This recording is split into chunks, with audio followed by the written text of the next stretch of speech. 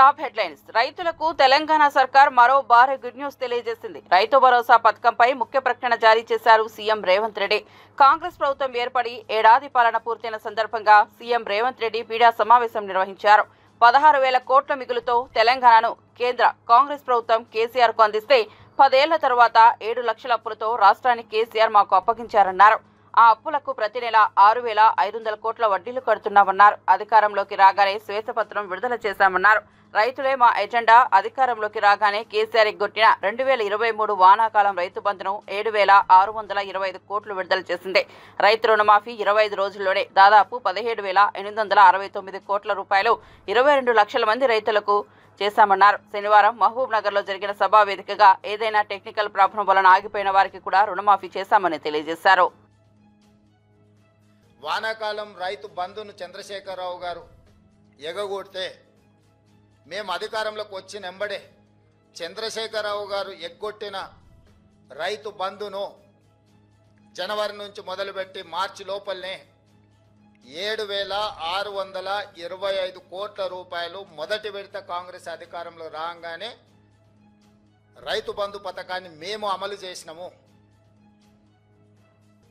నేను మళ్ళొకసారి చెప్తున్నా, 2023 వానాకాలంలో రైతులకు రావాల్సిన రైతు బంధును చంద్రశేఖరరావు గారు ఎగ్గొట్టడం వలన మేము అధికారంలోకి వచ్చినంబడే రైతుల యొక్క కష్టాలు తీరవడం కోసము 7,625 కోట్ల రూపాయల రైతు బంధు గతంలో బకాయి పెట్టిన వాటిని మా ప్రభుత్వం చెల్లించింది మొదటి విడతగా.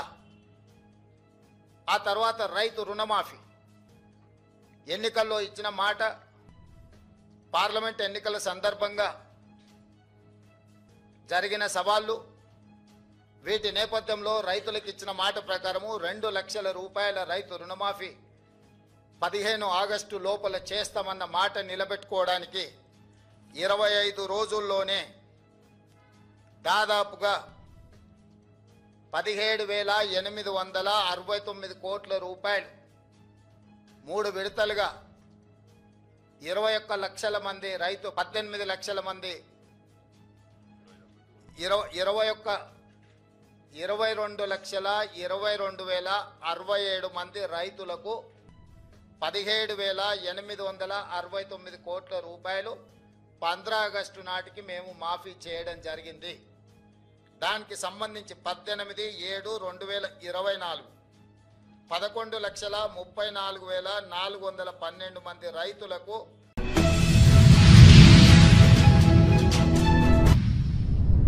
గంజాయి నివారణకు ఏర్పాటు చేసిన టాస్క్ ఫోర్స్ సమర్థవంతంగా పనిచేస్తోందని హోంమంత్రి అనిత తెలిపారు. డ్రోన్ల సహాయంతో గంజాయిని పూర్తిగా నిర్మూలిస్తామని చెప్పారు. గంజాయి వాడుతూ చిక్కిన వ్యక్తుల ఫోటోలను ప్రజాక్షేత్రంలో పెడతామన్నారు. అన్ని డిపార్ట్మెంట్లకి సంబంధించిన ఇష్యూస్ అన్ని కూడా చాలా కూలంకషంగా చర్చించడం జరిగింది.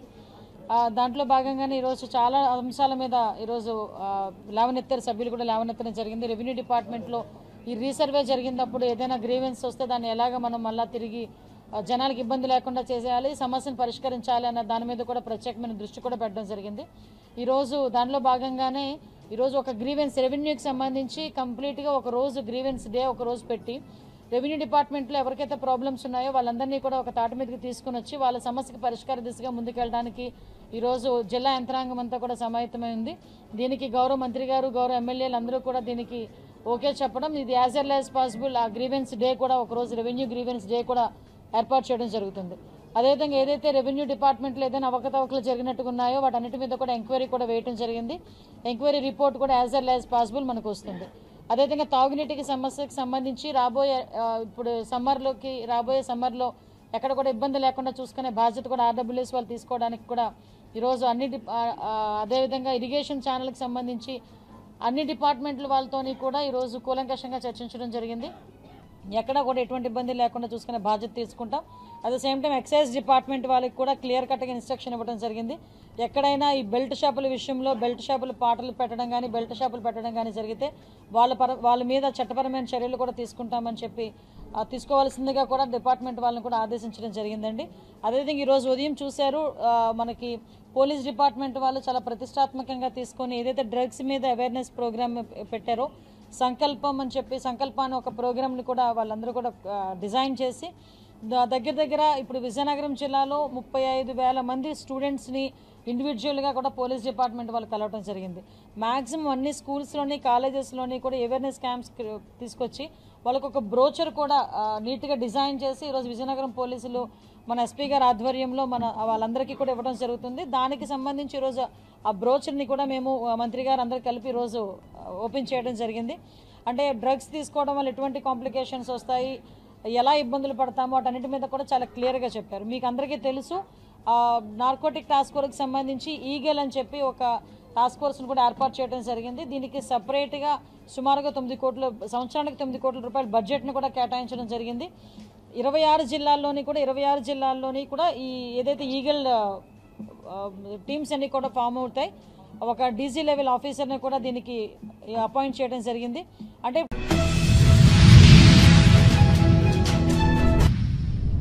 విశాఖను క్రీడా హబ్ గా తీర్చిదిద్దుతామని మంత్రి కొండపల్లి శ్రీనివాస్ వెల్లడించారు. విశాఖలో జరిగిన కబడ్డీ అసోసియేషన్ నూతన కార్యవర్గ సమావేశంలో ఆయన పాల్గొన్నారు. కబడ్డీ క్రీడకు పూర్తి స్థాయిలో ప్రోత్సాహం అందిస్తామని మంత్రి తెలిపారు. క్రీడాకారులకు కావలసిన సదుపాయాలను సమకూర్చేందుకు ప్రభుత్వం సిద్ధంగా ఉందన్నారు. చిన్న మధ్య తరహా వ్యాపారస్తులకు ప్రభుత్వం బాసటగా నిలుస్తోందన్నారు. లేకపోతే మన ఐటీ పాలసీ అవచ్చు, అన్నింటిలో కూడా చిన్న ఇండస్ట్రీస్ పెట్టుకోవడానికి, స్ట్రెంథెన్ చేయడానికి, చిన్న చిన్న ఆంటర్ప్రినర్స్ని తయారు చేయడానికి రాష్ట్ర ప్రభుత్వం ఆలోచన చేస్తుంది. ఈరోజు గడిచిన 5 నెలల్లో పాలసీ మనం తయారు చేసుకోవడం జరిగింది. ఇప్పుడు దాని గ్రౌండింగ్కి ఎలా కార్యాచరణ చేయాలి, ఎటువంటి విధానాలు తీసుకోవాలి, ఎలా చేస్తే మనకి ఎక్కువ ఆంటర్ప్రినర్స్ని తయారు చేసే విధానంగా ఈరోజు రాష్ట్ర ప్రభుత్వం కార్యాచరణ చేస్తుంది. ఎందుకంటే గత 20 years బ్యాక్ ప్రతి ఫ్యామిలీ నుంచి ఐటీ అనేది రావాలని కోరుకున్నారు గౌరవ ముఖ్యమంత్రి వారు. ఈరోజు ఆంటర్ప్రినర్ ప్రతి కుటుంబం నుంచి రావాలని 1 family 1 entrepreneur నినాదంతో ఈరోజు కొత్త అడుగు వేస్తూ ఈరోజు రాష్ట్ర ప్రభుత్వాన్ని ముందుకు తీసుకెళ్లే ప్రయత్నం చేస్తున్నాం. అటు వెల్ఫేర్ ఇటు డెవలప్మెంట్ రెండు బ్యాలెన్స్ చేస్తూ ముందుకెళ్లే ప్రయత్నం చేస్తున్నాం. ఖచ్చితంగా గౌరవ ముఖ్యమంత్రి గారి లీడర్షిప్లో మనందరం కూడా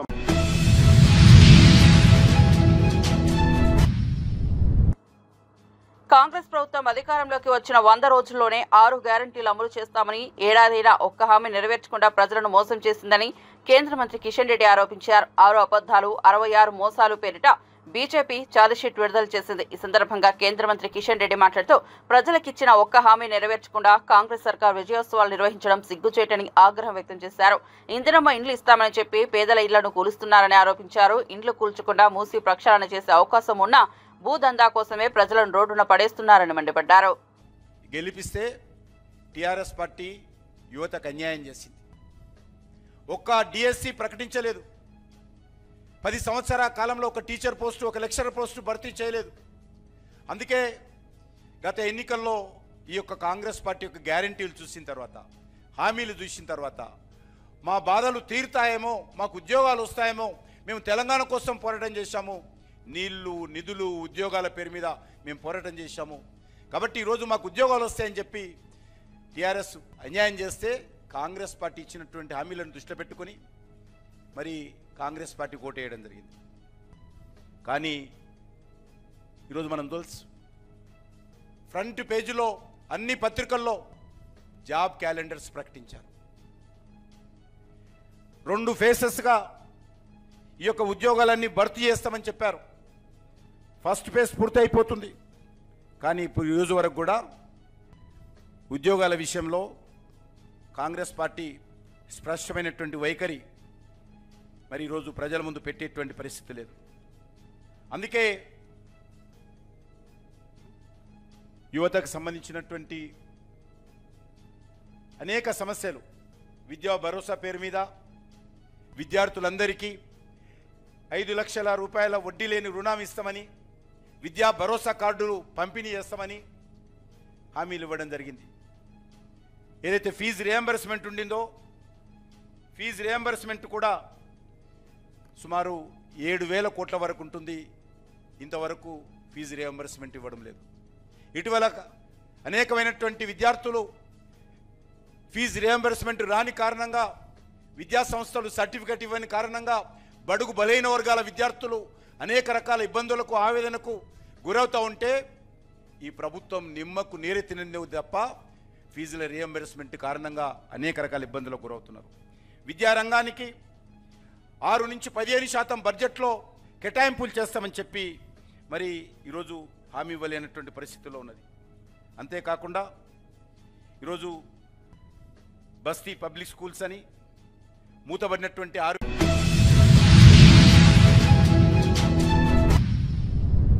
రాజమహేంద్రవరం ముంబై ఎయిర్ బస్ విమాన సర్వీస్ ప్రారంభమైంది. రాజమహేంద్రవరం నుంచి 114 మంది ప్రయాణికులతో రాత్రి 9 గంటలకి విమానం టేకాఫ్ అయింది. ముంబై నుంచి 173 మంది ప్రయాణికులతో వచ్చిన మరో విమానానికి రన్వేపై వాటర్ కెనాన్ సెల్యూట్తో స్వాగతం పలికారు. రాజమహేంద్రవరం విమానాశ్రయానికి ఎయిర్ బస్ రావడం ఇదే తొలిసారి. కార్యక్రమంలో మంత్రి కందుల దుర్గేష్, ఎమ్మెల్యేలు గోరంట్ల బుచ్చయ్య చౌదరి, ఆదిరెడ్డి వాసితో పాటు ఇతర నేతలు పాల్గొని ప్రయాణికులకు స్వాగతం పలికారు. సాంస్కృతిక రాజధాని అయినటువంటి రాజమండ్రి నుంచి భారతదేశ వాణిజ్య రాజధాని అయినటువంటి ముంబైకి ఫ్లైట్ ఏర్పాటు చేయడం అనేది ఈ విమానయాన చరిత్రలో రాజమండ్రి వరకు ఇదొక శుభ ప్రారంభంగా చెప్పాలి. చాలా కాలం నుంచి ఈ ప్రాంతంలో వ్యాపార రీత్యా ముంబై, ఢిల్లీ లాంటి ప్రాంతాలకి వెళ్లేటువంటి వారి సంఖ్య చాలా ఎక్కువగా ఉన్నటువంటి సందర్భాన్ని మనం చూస్తున్నాం. ముఖ్యంగా ఈ ప్రాంతం నుంచి వస్త్ర వ్యాపారులు కానీ, అదేవిధంగా ఇతరత్ర వ్యాపారాలు చేసుకునేటువంటి వారు, నర్సరీలకు సంబంధించిన వాళ్ళు కానీ, అదేవిధంగా పండ్ల వ్యాపారస్తులు కానీ చాలా పెద్ద ఎత్తున ఇక్కడి నుంచి కార్గో కూడా వెళ్లేదానికి అవకాశం ఉంది. అటువంటి సందర్భంలో చాలా కాలంగా ఎదురు చూస్తున్నటువంటి ముంబై లాంటి ప్రాంతానికి, ఢిల్లీ లాంటి ప్రాంతాలకి మనం ఇవాళ ఎయిర్ బస్ ని ప్రయాణం చేసుకోవడానికి ఏర్పాటు చేసుకోవటం. ఇప్పటివరకు ఏటీఆర్లు మాత్రమే ఉన్నాయి, చిన్న ఫ్లైట్స్ మాత్రమే ఉన్నాయి. ఇవాళ ఎయిర్ బస్ ద్వారా ఎక్కువ మంది ప్రయాణికులు వెళ్లేదానికి అవకాశం కల్పించడం, విమానాశ్రయాన్ని అంతర్జాతీయ విమానాశ్రయం స్థాయికి పెంచడానికి అన్ని రకాల ప్రయత్నాలు జరుగుతూ ఉన్నాయి.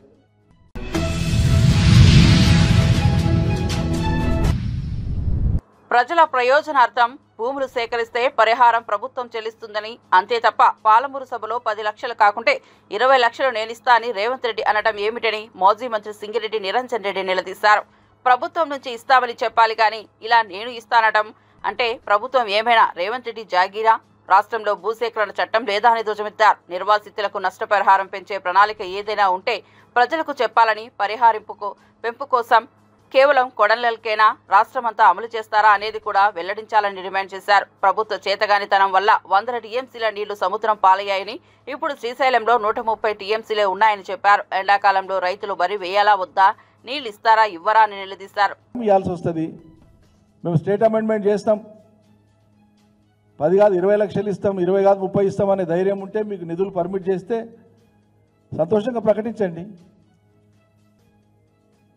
ఇది ఒక కొడంగల్కే వర్తిస్తుందా? రాష్ట్ర ఎక్కడైనా భవిష్యత్తులో ఎక్కడ భూసేకరణ జరిగినా వర్తిస్తుందా? ఇంకో మాట, ఇక్కడ మీరేదో ఎంప్లాయ్మెంట్ క్రియేట్ చేయడం కోసం వెనుకబడిన కొడంగల్ లాంటి చోట నేను ఎంప్లాయ్మెంట్ క్రియేట్ చేసే ప్రయత్నం చేస్తే కొందరు అడ్డుపడుతున్నారంటూ మాటలు ఎవ్వరు అడ్డుపడతలేరు. ఒక్క కొడంగల్లే కాదు, మీరు పాలమూరు బిడ్డ అంటున్నారు కదా, మీరు పాలమూరు బిడ్డ అని చెప్పుకుంటున్నారు కదా, మరి పాలమూరు బిడ్డ అయితే మొత్తం పాలమూరు గురించి లేదా మొత్తం తెలంగాణ గురించి పాలమూరు ముద్ర మొత్తం తెలంగాణ మీద ఉండేటట్లు మీరు కొత్తగా 1 ఎకరా భూమికి సేకరించాల్సిన పని లేదు. ఇప్పుడు నిజం చెప్పాలంటే అవసరమైతే భవిష్యత్తులో చూద్దాం. గత ప్రభుత్వమే, కేసీఆర్ ప్రభుత్వమే ప్రతి జిల్లాలో ఇండస్ట్రియల్ క్లస్టర్స్ కోసము ఐఐసి ద్వారా, తెలంగాణ ఇండస్ట్రియల్ ఇన్ఫ్రాస్ట్రక్చర్ కార్పొరేషన్ ద్వారా ఆయా జిల్లాలలో ఉండేటువంటి భూమి లభ్యతను బట్టి, కేవలం ప్రభుత్వ భూమి, ప్రైవేట్ భూమి గురించి నేను చెప్తలేను, ప్రభుత్వానికి సంబంధించినటువంటి భూమి ప్రతి జిల్లాలో 400-500 ఎకరాల నుంచి 1000 ఎకరాల దాకా ఐడెంటిఫై చేసి పెట్టినారు. ల్యాండ్ ఉంది. ఇప్పుడు కొందరు బిఐ పాస్లో అప్లికేషన్ పెట్టుకున్నటువంటి ప్రాస్పెక్టివ్ ఇండస్ట్రీస్కి ఆల్రెడీ ఇచ్చినారు, రూరల్ ఇండస్ట్రీస్ కోసం. అవి జిన్నింగ్ మిల్స్ కావచ్చు, కాటన్ మిల్స్ కావచ్చు, లేకుంటే రైస్ మిల్స్, పారాబాయిల్డ్ మిల్స్ కావచ్చు, ఇంకోటి కావచ్చు, ప్రాసెసింగ్ ప్లాంట్స్ కావచ్చు. కొన్ని ఆల్రెడీ ఆపరేషన్లు అవుతున్నాయి, కొన్ని మిడ్వే ఉన్నాయి.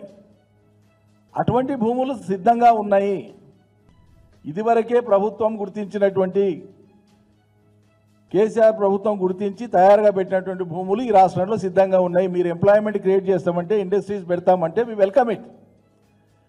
అవి పక్కకు పెట్టి నేను మళ్ళీ అదే లగచర్లలో ఫార్మాసిటీని వెనక్కి తీసుకుంటాం, మళ్ళీ ఇండస్ట్రియల్ కారిడార్తో ముందుకు పోతా అంటే ఈ మొండి పట్టుదల, మంకు పట్టుదల ఎందుకు? ఆ గిరిజనుల భూములే కావాలన్నా? ఇంకో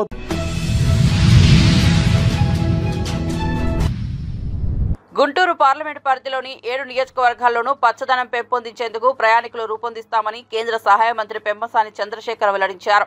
బుర్రిపాలెం గ్రామంలో చేపట్టిన పచ్చదనం పరిశుభ్రత కార్యక్రమంలో టీడీపీ సీనియర్ నేత ఆలపాటి రాజాతో కలిసి ఆయన పాల్గొన్నారు. రాష్ట్రాన్ని పచ్చని చెట్లతో ఆహ్లాదకరంగా మార్చేందుకు కార్యాచరణ సిద్ధం చేశామని ఆలపాటి రాజా అన్నారు. మొత్తం కూడా ఒక అందమైన చెట్లు రెండు పక్కల ఉండే విధంగా ప్లాన్ తీసుకున్నాం.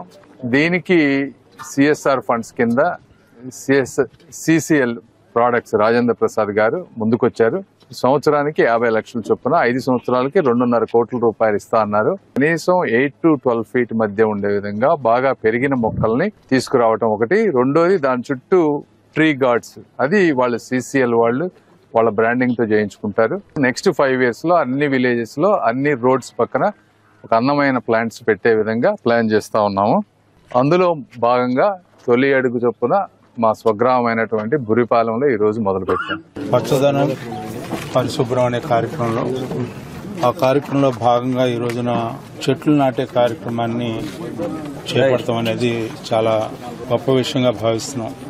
ఎందుకంటే సకల ప్రాణులకి లేకపోతే ఎకలాజికల్ బ్యాలెన్సెస్ అవ్వాలన్నా కూడా పచ్చదనం అనేది అవసరం అని చెప్పి ఈనాడు ప్రపంచం అంతా కూడా ఒప్పుకున్నటువంటి సత్యం. గత ప్రభుత్వంలాగా ముఖ్యమంత్రి వస్తుంటే పచ్చని చెట్టు కూడా చూడకుండా, ఎన్నేళ్ళది అనేది చూడకుండా నరికి వేసినటువంటి ఘనత వారిదైతే, ఈనాడు పసిపిల్లల్ని ఏ రకంగా పెంచాలో ఆ రకంగా పచ్చదనాన్ని పెంచాలని చెప్పి దానికి నాంది పలికినటువంటి కేంద్ర మంత్రి వారికి మన ప్రాంతం తరఫున వారికి హృదయపూర్వకమైనటువంటి ధన్యవాదాలు.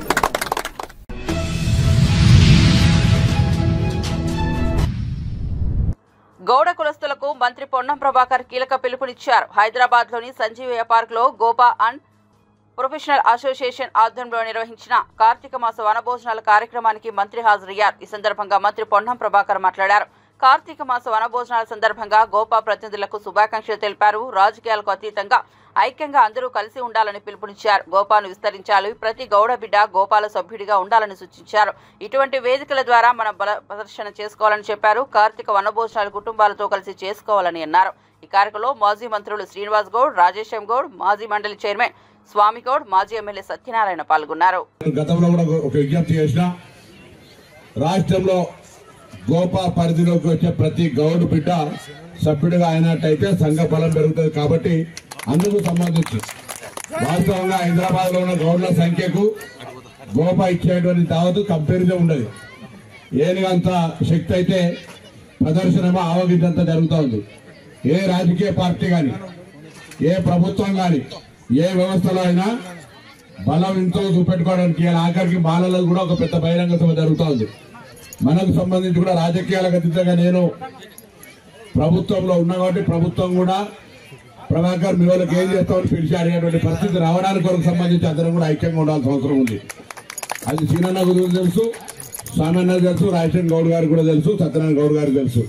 నేను ఎందుకు చెప్తామనంటే ఇలా తప్పకుండా మన వాళ్ళని కొంత రైట్ కులమన్న కాడ పంచాయతీ లేకుండా, అంశాలు లేకుండా, సమస్యలు లేకుండా ఉండనే ఉండదు.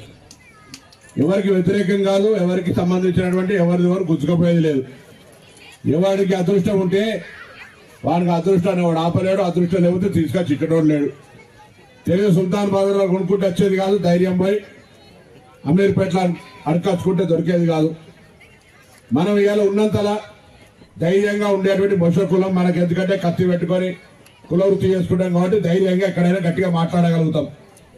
ఎవరు ఏ పార్టీలో ఉన్నా అందరం కూడా వాళ్ళ వాళ్ళ యొక్క గౌరవాలను కాపాడుకోవడానికి గట్టిగా మాట్లాడుకుంటాం. కాబట్టి దయచేసి నేను ఒకటే కోరుతా ఉన్నా, గోపాను మీకు రాజకీయాలు లేవు, మీరు ఉద్యోగస్తులు లేదా వ్యవహారం చేసేటువంటి వాళ్ళు, మీరు దయచేసి అందరినీ ఐక్యంగా తెచ్చి ఇటువంటి వేదికలు ఇచ్చి బల ప్రదర్శన చేసుకొని కులపరంగా లాభం జరిగేటువంటి విధంగా మీ యొక్క కార్యక్రమ వ్యూహం రూపకల్పన జరగాలని కోరుకుంటూ నన్ను దయచేసి మన్నించండి. నేను యాక్చువల్గా పెద్దపల్లికోవాలి, నా సహచరి 2 మంత్రులు ఎయిర్పోర్ట్లో ఉన్నారు, బేగంపేట ఎయిర్పోర్ట్లో.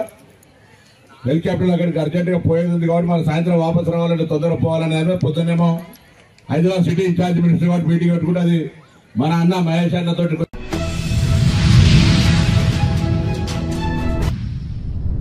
విజయవాడ కనకదుర్గమ్మ ఆలయ అభివృద్ధికి కేంద్ర ప్రభుత్వం నుంచి ప్రసాద్ పథకం నిధులు ఏ విధంగా పొందాలనే అంశంపై సమాలోచనలు చేశామని దేవాదాయ శాఖ మంత్రి ఆనం రామనారాయణ రెడ్డి తెలిపారు.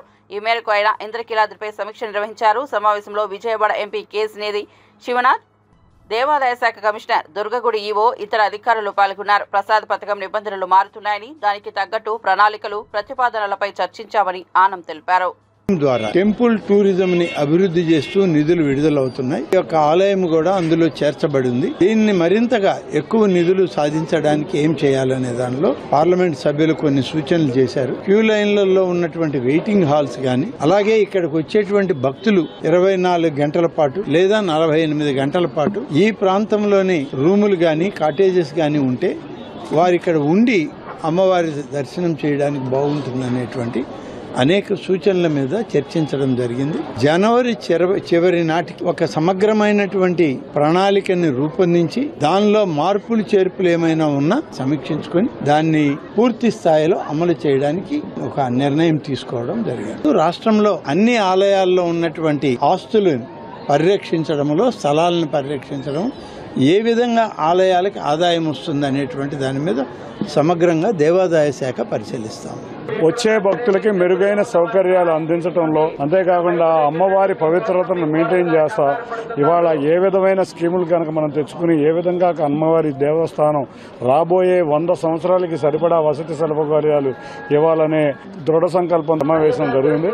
ఇటువంటి సమావేశాలు ప్రతి వారంకి ఒకసారి చేసి టోటల్ డిపిఆర్ ప్లాన్ తయారు చేసుకుని కేంద్ర ప్రభుత్వం ద్వారా వారి సలహా సూచనల మేరకు ఈ గుడి అభివృద్ధిలో మేమందరం పాల్పంచుకుంటామని తెలియజేసుకుంటాం.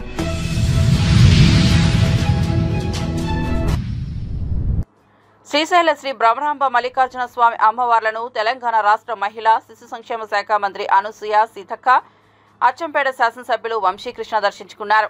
ఆలయ ప్రధాన గోపురం వద్దకు చేరుకున్న మంత్రి సీతక్క, ఎమ్మెల్యే వంశీకృష్ణలకు దేవస్థానం పీఆర్ఓ శ్రీనివాసరావు ఆలయ సంప్రదాయం ప్రకారం ఘనంగా స్వాగతం పలికారు. స్వామి అమ్మవార్లకు ప్రత్యేక పూజలు చేయించారు. అనంతరం ఆలయ ప్రాకార మండపంలో వేద పండితులతో వేద ఆశీర్వచనాలు వల్లించారు. మంత్రి సీతక్క, ఎమ్మెల్యే వంశీకృష్ణలకు తీర్థప్రసాదాలు, పరిమళ విభూది, స్వామి అమ్మవార్ల జ్ఞాపికలను అందజేశారు.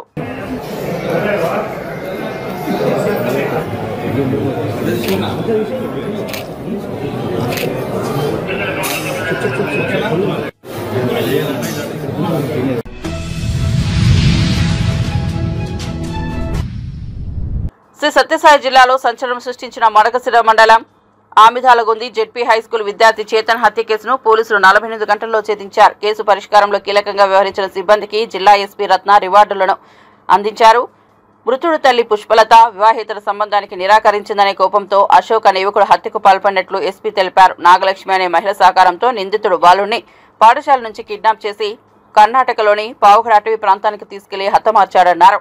విద్యార్థి అదృశ్యం సమాచారాన్ని పాఠశాల సిబ్బంది వెంటనే పోలీసులకు తెలియజేసి ఉంటే కాపాడేందుకు అవకాశం ఉండేదన్నారు. స్వయాన పెద్దమ్మ కొడుకు, కజిన్ బ్రదర్, అతను ఆమెను కొద్ది కాలంగా సెక్సువల్గా హెరాస్ చేస్తున్నాడు. సో ఆమె దాన్ని రిజెక్ట్ చేసి పెద్దల సమక్షంలో చెప్పడం, పెద్దలు అతను మందలించడం, అప్పటి నుంచి అతను పైన గడ్జి పెంచుకున్నా అని చెప్పి మనకి ఎక్స్ప్రెస్ చేయడం జరిగింది. అట్లాగే ఈ ఎక్యూజ్డ్ డిస్కంటిన్యూ చేసి పలు వ్యసనాలకి, బ్యాడ్ హ్యాబిట్స్, తర్వాత ఇల్లీగల్ కాంటాక్ట్స్ ఇవన్నీ మెయింటైన్ చేస్తున్నాడు. తర్వాత ఒక లాడ్జి కూడా తీసుకొని ఆ లాడ్జిలో ఇక్కడ ఇంకొక లేడీని మెయింటైన్ చేస్తున్నాడు. ఆమెతో ప్లాన్ చేయడం జరిగింది. మా పెద్దమ్మ కూతురు మాట వినటం లేదు, ఆమెకు ఎంతో ఇష్టమైన కొడుకుని చంపాలని ప్లాన్ చేసుకున్నా అని చెప్పి వీళ్ళిద్దరు ప్లాన్ చేసుకున్నారు. తర్వాత ఈ పిల్లవాడిని తీసుకెళ్ళి జంక్షన్లో కూర్చోబెట్టి పిల్లవాడికి ఏమని చెప్పాడంటే, నేను ఒక మంచి టాయ్ కొంటున్నాను, టాయ్ కొంటానికి వెళదాం రా అని చెప్పడం జరిగింది. చిన్నపిల్లలు ఆడుకునేటువంటి జీప్ లాంటిది. సో దాంతో పిల్లవాడు నమ్మి వెళ్ళాడు. పిల్లవాడిని ఒక చోట కూర్చోబెట్టడం జరిగింది. సుమారు 1:30 ఆ టైంలో ఇన్సిడెంట్ జరిగింది. 10:30కి తీసుకెళ్లాడు. ఈ 2 hours టైంలో బాయ్ని మనం సేవ్ చేయగలిగేవాళ్ళం ఇమీడియట్గా కనుక ఇన్ఫర్మేషన్ వచ్చినట్లయితే.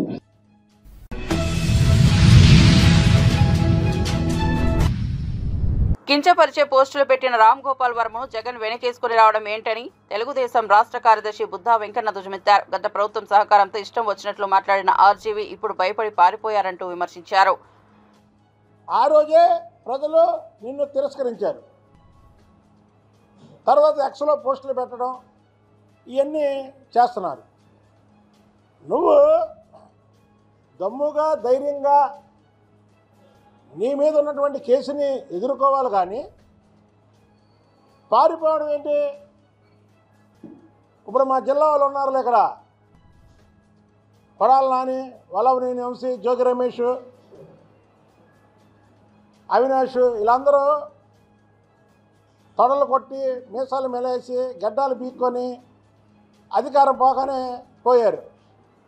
అసలు నువ్వు నిజంగా డైరెక్టర్ అయితే ఈరోజు వాళ్ళ మీద తీయాలి సినిమా.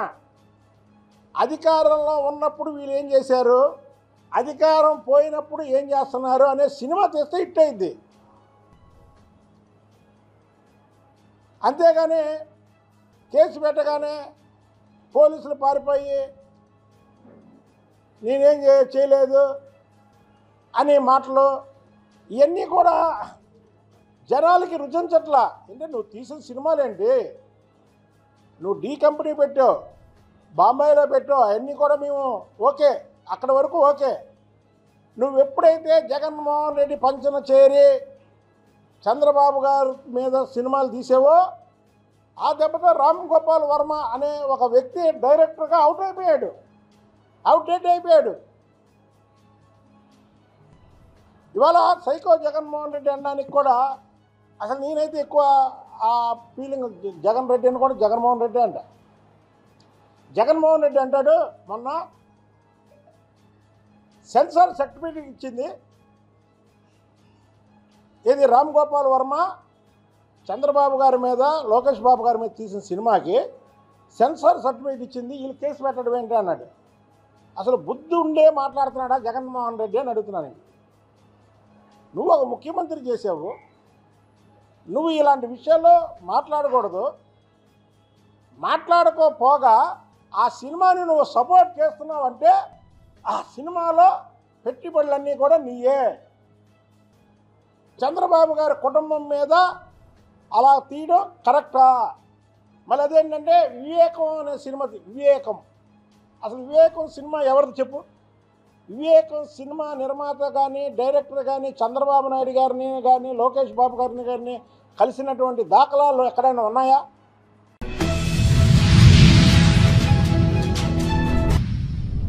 వేములవాడ రాజరాజేశ్వర స్వామిని కొండగట్టు అంజన్న ప్రముఖ సినీ హీరో శ్రీకాంత్ దర్శించుకున్నారు. ఆయన ఆలయాల్లో ప్రత్యేక పూజలు చేశారు. అనంతరం మీడియాతో మాట్లాడారు. తొలిసారి వేములవాడ రాజన్నను దర్శించుకున్నట్లు చెప్పారు. వైజయంతిస్ మూవీస్ బ్యానర్ లో తన కుమారుడు రోషన్ సినిమా చేయనున్నట్లు చెప్పారు.